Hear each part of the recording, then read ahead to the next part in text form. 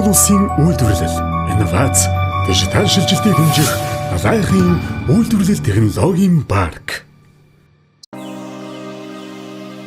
Нийслэлийн налах дүүргийн 310 га талбайд байгуулагдсан энэхүү парк нь дэд бүтэц хөгжсөн, тээвэр логистик, эрх зүйн зохицуулттай эдийн засгийн таатай бүсэд байршиж байна.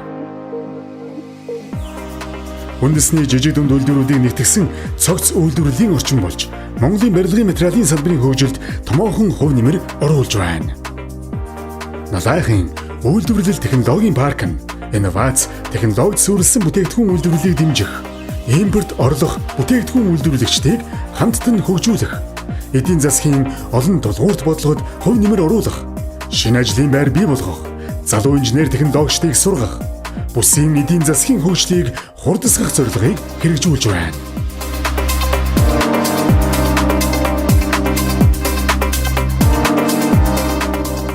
Өнөөдрийн байдлаар парк нь дараах дэд бүтцийн ажлуудыг ашиглалтанд орууллаа. 464 км урт хүнд даацын автозам, 1.4 км үерийн хамгаалалтын байгууламж, 660 м2 офисын барилга, гүний худгууд, 10 кВт-ийн цахилгааны дэд станц бүрэн шийдэгдээд байна.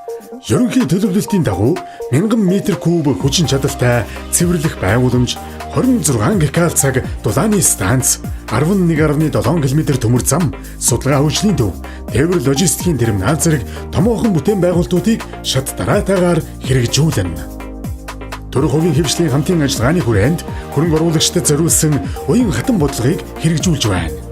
Үүнд газрын төлбөрөөс чөлөөлөх, үйл хөдлөх хөрөнгийн албан татврын хөнгөлөлт үзүүлэх, ажлын байрны төлбөрөөс чөлөөлөх, гайлын татврын хугацааг сунгах зэрэг хууль эрх зүйн дэмжлэгүүд орно.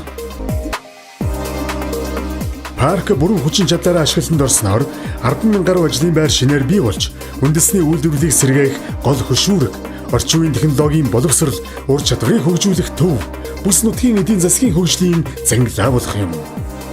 Алайхын үйлдвэрлэл технологийн парк экспортын чиг баримжаатай үйлдвэрлэл, инновац, ногоон технологийн манлайлагч бүс.